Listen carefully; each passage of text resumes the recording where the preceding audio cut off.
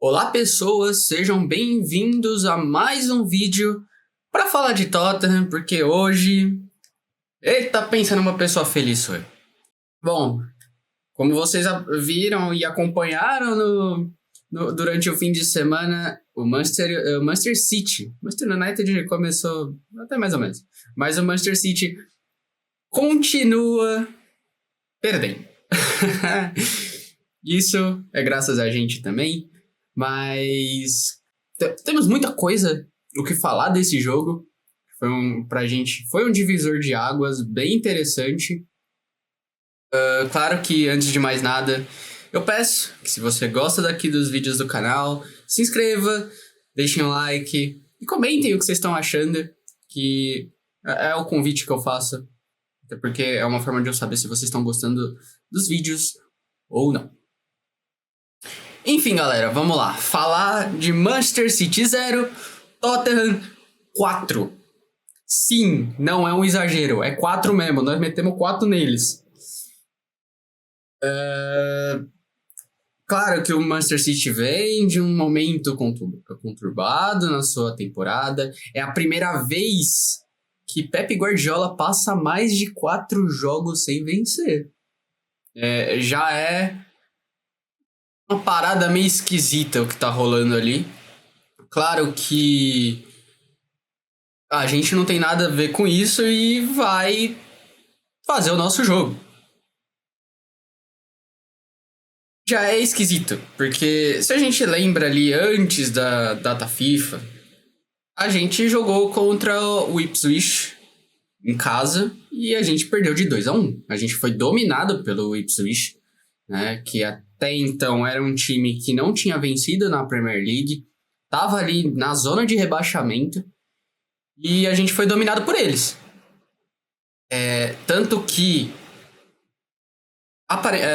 são os mesmos jogadores, né, na escalação que foi pro jogo contra o Ipswich e agora contra o Manchester City, lá no Etihad, inclusive. Então, a gente jogou com Vicario no gol, Pedro Porro, Draguzin e Ben Davies. Essa é a dupla de zaga, já que o Romero foi para a seleção argentina e acabou sentindo uma lesão ali no tornozelo, vai ficar um tempinho fora ainda, também para se recuperar. E, claro, ele acabou também ficando afastado para ver o nascimento de mais um filho dele. Então a gente vai ter que ainda se contentar com Dragozin e Ben Davies por um tempo bem relativo aí. E para fechar a linha de defesa, o Doug jogou na esquerda. No meio de campo, Pepsar, Bissouma e Madison. Lá na frente, Kulusevski na direita, Hilminson na esquerda e Dominic Solanke no meio. O que a gente pode ver dessa escalação? Um time bastante ofensivo. A gente não jogou com volante, até porque houve uma questão com o Bentancur, que ele tá afastado por alguns jogos, por conta de uma entrevista que ele deu, falando que todo coreano é igual. Eu vou abordar isso mais pra frente, mas ele vai ficar fora por 7 jogos. O Tottenham foi recorrer a isso, porque 7 jogos na visão do clube é muito, mas eu vou deixar pra trazer isso mais pra frente. Então aí o Tottenham joga com o Bissouma e Pepsar que já tava pedindo passagem há um tempo. Todos os jogos que ele entrou, seja como titular, seja como no segundo tempo, substituindo o Madison, ele jogou muito bem. Então era um jogador que estava pedindo passagem e dessa vez reeditando, né, a dupla de meio de campo que foi tão boa num período da temporada passada, Bissouma e Pepsar. Então eles reeditam essa dupla e o time ganha uma cara nova, né, para saída de jogo, para marcação, para todo o esquema do Andy. Pra falar do começo do jogo, o City veio pra cima, óbvio, é um time que tá certa forma, vamos falar assim, desesperado para sair da situação que tá.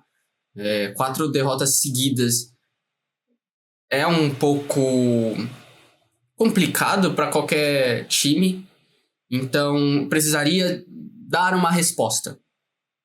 Então, logo nos primeiros minutos, o City veio para cima, mas o Tottenham teve a calma de colocar a bola no chão e sair na proposta que queria, né? Que é um jogo no contra-ataque, você ter a posse de bola para chamar o Manchester City para o seu campo e você sair em bola longa e em velocidade pelas pontas.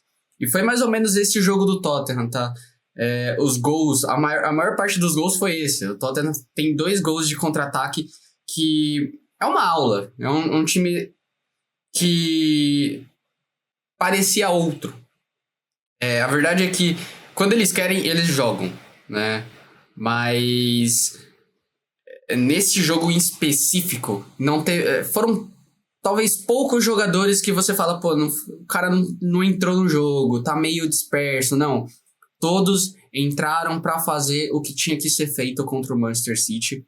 E aí isso acabou refletindo no resultado com uma partida excepcional do Maddison, que fez 2 gols, tava comemorando o aniversário dele, quis comemorar em grande estilo, é claro, mas é um Maddison que talvez a gente pouco viu no Tottenham, né? Até na pré-temporada não era um jogador que a gente via pisar tanto na área. Um cara muito mais de estar ali atrás, fazendo passe, achando seus companheiros. No jogo de sábado, ele tava pisando na área, ele tava muito mais à frente, e algo que eu sempre achei que não ia dar certo é essa dupla Maddison e Kulusevski. Eu acho que das vezes que os dois jogaram juntos, um meio que apagou o outro. Dá a impressão de que são 2 egos no mesmo campo, e um quer aparecer, o outro também, então um acaba ocupando o espaço do outro e isso acaba dificultando o jogo do Tottenham. Mas dessa vez, não sei o que o Andy fez. Não acho que seja só uma mera mudança de posição na escalação, na formação em si. Mas você viu uma sinergia muito grande. O Maddison com uma liberdade enorme para jogar. Kulusevski jogou pela ponta, ele não entrou tanto pelo meio para ser aquele cara de articulação, o meia que vai achar um passe. Não, ele estava muito mais aberto, jogando totalmente nas costas do Gvardiol, que era o caminho, tá? Se o City tinha tantos desfalques no meio de campo, né? Tava sem o Rodri, tava sem o seu substituto direto, que é o Kovacic. Mas o City, quando você olha, o principal problema dele é aquela lateral. A lateral esquerda de quem ataca, a lateral direita, se não me engano, de quem defende, eu acho. Enfim. O Gvardiol é um excelente jogador de ofensivo. Defensivamente, Kulusevski, Pedro Porro, Brennan Johnson, esses caras deitaram e rolaram em cima do Gvardiol. Então, o Tottenham percebeu isso. Da mesma forma que a gente teve o problema do nosso lado esquerdo com o Dogi, que deixava bons espaços ali pro Walker se criar, que basicamente só foi ele, né? O Phil Foden pouco fez o fundo na lateral esquerda.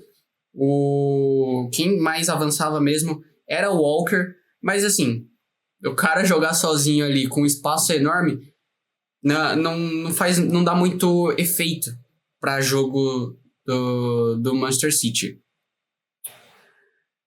Falando dos gols, né? Claro que a gente exalta o Maddison pelos 2 gols, mas a gente também tem que falar, o Kulusevski foi muito importante. Um cara que deu assistência, foi o que achou o primeiro gol, numa velocidade que, assim, quando a gente vê o Kulusevski jogando, fala que é um cara muito lento, né? É um cara muito pesado de mobilidade.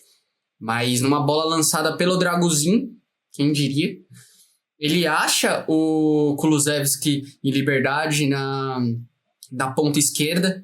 Ele avança, corta pro meio e acha o Maddison ali entrando entre os zagueiros. Uma coisa interessante desse lance é o John Stones, zagueiro do City, vendo a aproximação do Maddison e ele aponta pro Maddison pra talvez alguém marcar ele. E ninguém marca, ninguém acompanha e o Maddison só tá ali pra fazer aquele toquinho no lançamento do Kulusevski. Então, isso tudo aos 13 minutos, tá? O City veio pra cima, ficou um tempo ali macetando nós, mas depois disso o Tottenham meio que tomou conta. Porque aos 13 faz o primeiro, aos 20 faz o segundo, numa jogada do Heung-min-son achando o Maddison, e fica aquilo. Pô, o Tottenham pode segurar esse resultado. 2-0 é um bom resultado para ir pro intervalo. Só que a gente vê o Manchester City e até mesmo os times do Guardiola, em situação assim, eles vão para cima. Eles vão pressionar ao máximo para pelo menos achar um gol. E a gente viu pouco disso. O City foi muito pouco efetivo na hora de finalizar, na hora de chegar ao ataque. Então, talvez um pouco do nervosismo.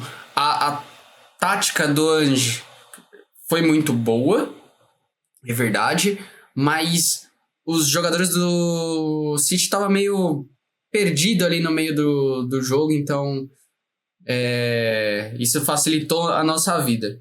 Indo para o segundo tempo, o City muda a sua cara, então o Pep Guardiola faz uma substituição ali, tira o Stones e coloca o Ake pra tentar mudar um pouco o jogo, porque o Stones é um zagueiro que fica muito mais, é um cara que fica plantado lá atrás, e o Ake dá um pouco mais de mobilidade e cobre um pouco mais a do lateral. Então, na teoria, o City jogaria com 3 atrás e lançaria os seus laterais para virar alas. Claro, os caras precisavam no gol. E numa jogada do Dominique Solanke, aos 52, ele acha, tocando para trás, o Pedro Porro, num outro contra-ataque incrível que o Tottenham, aproveitando o espaço exatamente da lateral, ele acha, na lateral, no caso a lateral direita, ele acha, com um toque para trás, o Pedro Porro, que solta uma solada para dentro do gol. E aí acaba tendo o terceiro gol. Aí o Ange começa a mexer, o Guardiola também, e aí ele coloca os seus jogadores de titulares de fato, né? Do lado do Tottenham ele tira o Heung-min-son, né? O Ange opta por tirar o Heung-min-son. Eu acho que até pelo fato da lesão que ele tava voltando, por mais que teve a data FIFA, mas o Son foi jogar pela Coreia do Sul. É um cara que ainda tá naquela fase de manejar tempo em campo. Então, ele saca o Heung-min-son e coloca o Brennan Johnson, que tava vindo numa fase muito boa. Inclusive, se achava que o Brennan Johnson ia começar jogando pela fase que estava vivendo. Mas o Ange optou por jogar com o Kulusevski aberto, em vez de povoar mais o meio de campo com 2 caras de criação. Mais pra frente, lá perto do final do jogo, pra matar mesmo o tempo, o Ange faz mais 3 substituições, então ele tira o Maddison, que fez uma excelentíssima partida, e coloca o Timo Werner. Detalhe, guardem isso. Depois sai o Pep Sarr e entra o Bergvall. E sai o Dogi, que também já estava meio cansado, e coloca o Spence. E aos 90, já nos acréscimos, né, 90 mais 3 aqui, o Brennan Johnson faz um gol, também numa saída muito errada do City ali, tentando aquele passezinho no meio de área ali no círculo central, para tentar construir alguma coisa. O Grealish acaba tocando errado pro seu companheiro e o Timo Werner sai em disparada. E aí tem que falar, eu falei do Timo Werner, né? É um cara que, pô, a gente sabe, finaliza muito mal, não é a proficiência dele, e ele sai em disparada pela lateral pela ponta esquerda, né? E o Brennan Johnson vem acompanhando pela direita, né? Claro que tinha mais 2 ou 3 jogadores do City no meio ali, entre eles, ia ter o Ederson no gol. Então, o Timo Werner vem correndo, e em vez de chutar, ele faz o passe para dentro da área para achar o Brennan Johnson, o que é muito inteligente da parte dele, porque acho que se fosse outro jogador, ia chutar no gol, de olho fechado, ia falar, vai no gol, pelo amor de Deus. E o Timo Werner foi inteligente em tocar essa bola. Claro que corremos o risco do Ederson poder chegar na bola também. Mas ela acabou passando e chegando só pro Brennan Johnson tocar para dentro do gol e fechar a conta desses 4-0 incrível no Etihad. Com festa, né? Porque o Rodri também ali foi mostrar a bola de ouro, não sei o quê. Então, esse é uma ótima apresentação do Tottenham pro bola de ouro, né? O falso bola de ouro, vamos colocar assim. Então, no geral, foi um jogo muito consistente do Tottenham. Você via poucos erros, né, defensivo e ofensivamente. É isso que impressiona. É um time foi muito letal. O Tottenham chegou muito ao ataque com um objetivo, fazer gol, e conseguiu. Enquanto o City estava muito perdido, o Tottenham sabia o que tinha que fazer, sabia com quem tinha que tocar a bola para ter chances, sabia explorar os espaços. Então foi um jogo extremamente consistente do Tottenham. O Andy armou esse time muito bem. O que fica uma pulga atrás da orelha é que, pô, por que não jogou assim contra o Ipswich? Tudo bem, o Ipswich não é nada, perto do Manchester City. E aí eu falo em questão de elenco, o quanto gasta. Porra, até o treinador é outro nível.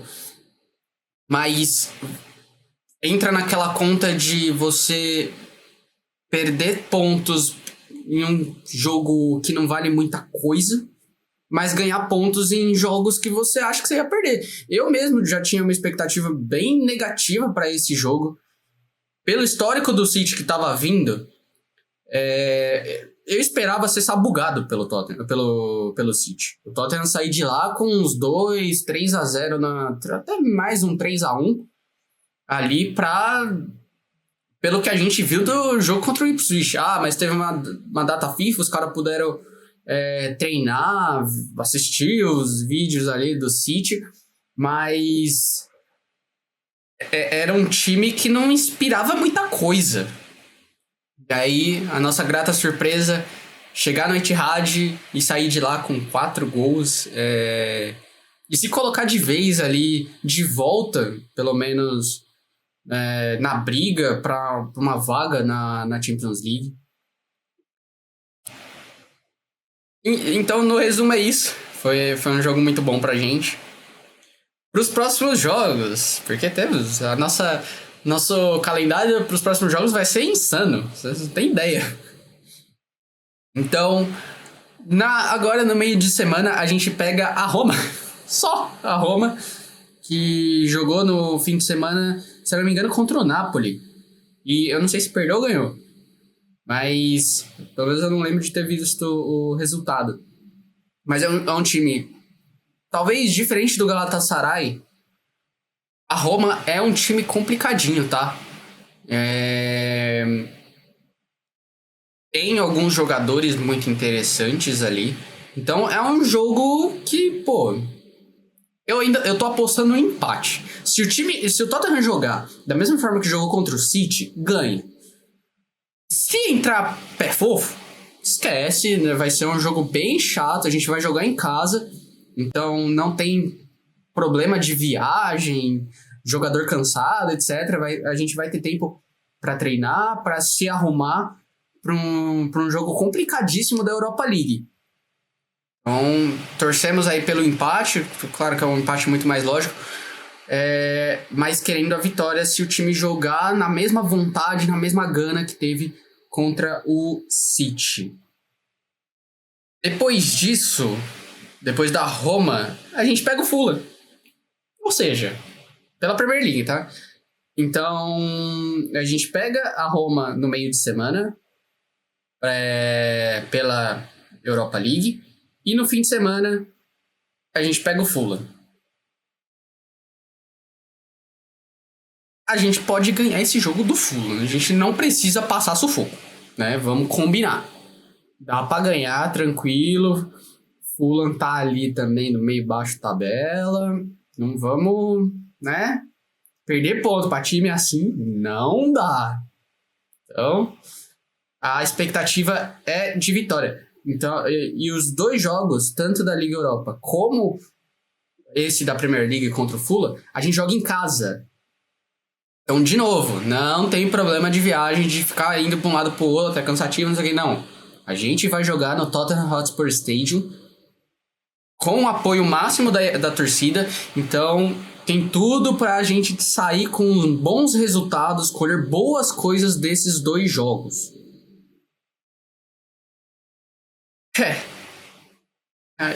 O que falta pra gente é esperar. É só aguardar. Bom, vamos falar dos destaques da semana, porque tem algumas coisas bem interessantes pra falar. E vamos pro primeiro destaque. Não tem vinheta, infelizmente. Eu ainda vou providenciar isso em algum momento. O primeiro destaque, eu falei do Bentancur antes no vídeo, porque... E aí eu vou me aprofundar um pouquinho mais nisso. O Bentancur pegou 7 jogos de suspensão pela fala dele numa entrevista, afirmando que todos os coreanos são iguais, e isso é até meio pesado quando você tem, talvez, se não, com certeza, o maior jogador da Coreia do Sul, ou sul-coreano, dentro do elenco. Seu capitão, que é o Hyun Min Son. Então você fala isso, tendo um cara, tendo um sul-coreano do tamanho do Son, dá uma... o cara não falou merda, né? E aí, eu sou contra a punição. Não, eu acho certo, tem que punir. 7 jogos é muito. Falando como torcedor. A viés de análise, eu também achei meio pesado. 7 jogos. Já vimos jogadores falarem coisas piores e tomar menos, tá? E aí eu já pego o ganchinho do Chelsea lá, que, né, injusto que rola. Mas a gente vai ter que sobreviver sem o Bentancur por 7 jogos. O Tottenham está recorrendo, para pelo menos diminuir para 5 jogos. Ele já cumpriu o seu primeiro contra o City. Na conta ainda falta 6, mas se o Tottenham conseguir uma redução de pena, ele pode voltar muito antes. Porém, entrando num lado um pouquinho mais social da parada, a gente sabe que esse é um tipo de fala, é um tipo de pensamento muito mais ocidental do que só de, é um sul-americano que falou isso, ou é só um europeu que falou isso. É um pensamento meio geral, tanto dos europeus, como dos sul-americanos, do norte-americano, da galera da América Central ali. Então, não tem muito o que fazer. É um pensamento que bom que está sendo punido, que bom que está sendo visto e não sendo tratado como algo normal, como a gente vem tratando. Repito, a pena eu achei meio pesada. 5 jogos, eu aceito numa boa. O time pode até recorrer, mas, cara, 5 jogos por uma fala dessa, eu acho mais do que o ideal. E aí eu puxo um ganchinho lá, nossos queridíssimos Blues, ou Chelsea, né? Que teve, até antes do que o Bentancur falou, o Enzo Fernandes, né? Do Chelsea, meio-campista, argentino e tal, quando ganhou a Copa do Mundo, começou ele e seus companheiros cantaram músicas ofendendo os franceses e o povo francês, e até agora nada, né? Então, o que a gente espera não é 7 jogos. Pelo menos eu não espero 7 jogos de punição com o Enzo Fernandes. Eu espero de 10 a 15, pelo menos. Porque diferente de você ir numa entrevista e falar algo, como, de novo, algo errado, falar algo em uma entrevista é você gravar no momento que você tá comemorando algo, não sei o quê, e falar do seu adversário. Então, pejorativo. Então, esperar coerência da Federação Inglesa e dos órgãos que estão fazendo essa fiscalização e dando essas punições, porque é meio inaceitável, talvez muito inaceitável, você punir um e outro que fez algo muito pior, ou equiparadamente pior, ficar impune. Tá jogando, inclusive ele fez gol nesse fim de semana, no jogo do Chelsea. Então vamos esperar. É algo que, beleza, se vocês estão punindo, pune todo mundo que tá tudo certo. E aliás, pune todo mundo de forma justa. 7 jogos pro Bentancur é pesado. De novo, não acho que não deveria ser punido. Não, tinha que ser punido sim. 7 jogos é muito. Agora, Enzo Fernandes. 7 jogos é pouco. Pelo que ele fez. Vamos esperar.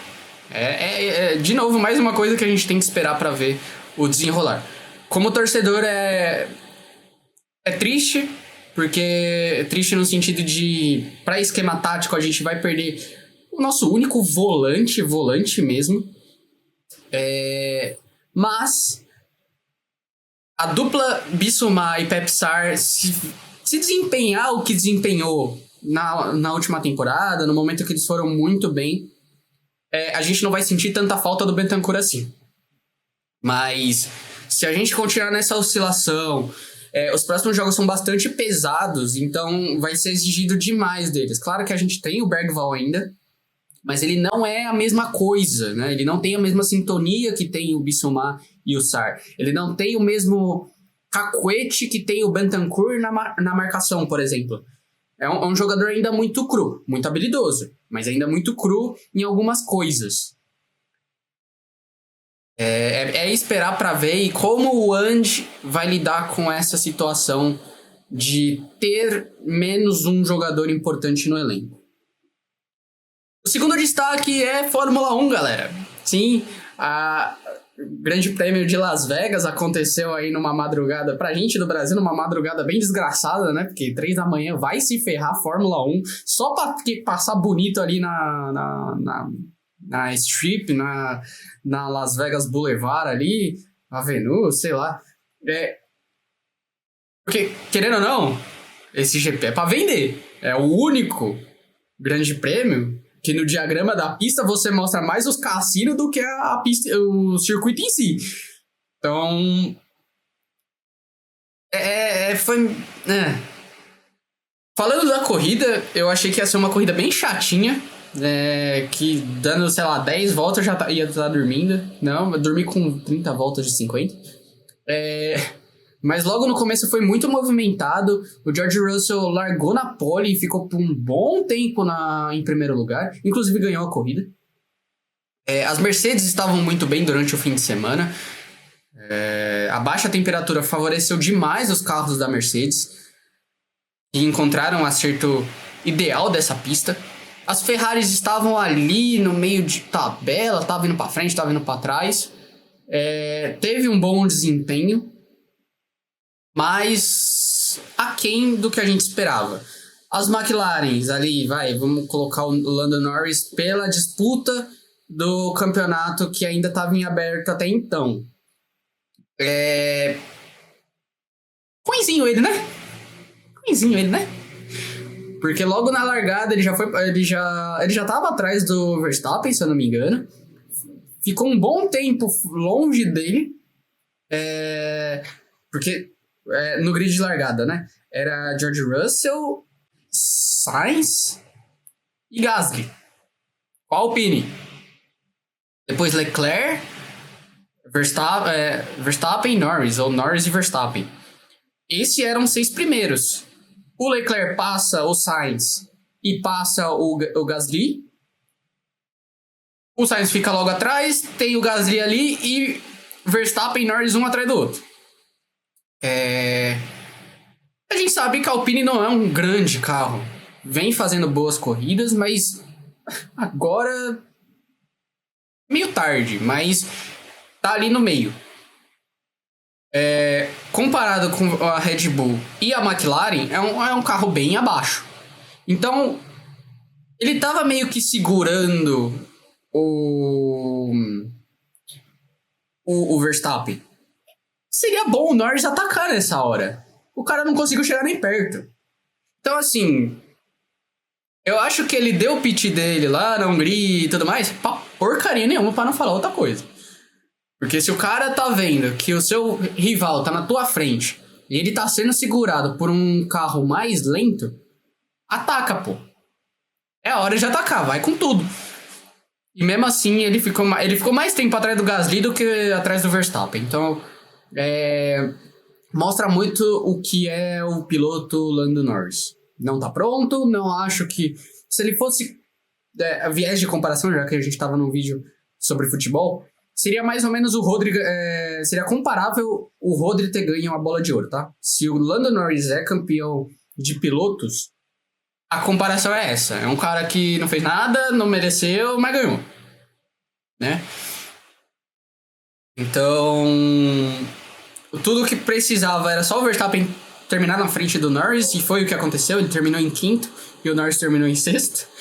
E aí ele acaba sendo tetracampeão mais uma vez, num ano muito conturbado da Red Bull, e ele acabou tirando leite de pedra praticamente, né? Principalmente nas 2 últimas corridas, tanto no Brasil como agora em Las Vegas.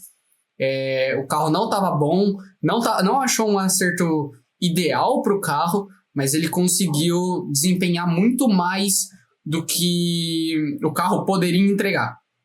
E isso é um piloto diferenciado. Então ele se junta ali num hall de grandes pilotos com 4 títulos, e vai muito mais tranquilo para disputa, para as próximas 2 corridas, né? Qatar e Arábia Saudita. Não, Arábia Saudita não, minto. Emirados Árabes Unidos. O circuito de Asmarina, Abu Dhabi. Eu falei todos os lugares possíveis, menos o lugar. Mas, enfim. Mundial de Construtores ainda está em aberto. Tanto a Ferrari como a McLaren disputam esse Mundial. O título desse Mundial, é claro. A Ferrari é a que melhor está tendo consistência. Porém, finalzinho da corrida, o Sainz termina no pódio, em terceiro. E quem tava lá era o Charles Leclerc, nosso querido Leclerc. Porém, a Ferrari mandou um rádio ali antes de acabar a corrida, nas últimas voltas, pro Sainz isso. Não passa o Leclerc, fica na boa, só traz o carro, beleza? E aí, o que o Sainz fez? Totalmente contrário. E foi lá e passou o Leclerc. E aí veio o rádio do Leclerc, que tá dando tanto o que falar, que é falando, pô, eu sempre jogo com a equipe, eu sou sempre um good guy, né? E sempre me fodo. Ele falou bem assim. Não dá mais, não vou aceitar mais isso. Vou correr por mim. E depois na entrevista lá no cercadinho ele falou, eu vou correr por mim. Eu achei isso inaceitável, já foi conversado antes, então eu vou parar de correr para a equipe e vou correr mais por mim. É meio a essência da Fórmula 1 isso, né? Você tem um piloto que que vai ignorar a ordem de equipe, que vai correr mais por ele do que pela própria equipe, vai desobedecer algumas ordens. Só que, diferente do que já aconteceu antes, dessa vez o Leclerc veio falar mesmo, e eu não sei se com razão, porque falta 2 corridas, claro que tá em jogo o Mundial de Construtores, de repente numa dessas os dois se batem e os 2 carros da Ferrari ficam fora, isso é muito ruim. Mas tem que ser melhor administrado. Claro que o Sainz não fica pro próximo ano, ele já tá acertado com o Williams, quem vem é o Lewis Hamilton, e aí talvez o Leclerc tenha um pouquinho de paz, já que vai vir um piloto novo para a equipe, claro, com um talento muito maior do que o Leclerc até, com muito mais títulos.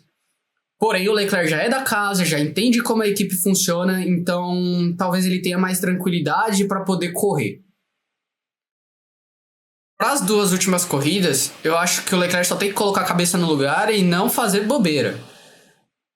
Claro que a gente vai lembrar daquele fatídico São Paulo 2019 ou 20. Que o Leclerc vai passar o Vettel e o Vettel só dá aquela fechadinha e os dois acabam saindo da corrida, né? A gente não quer que isso se repita. Porém,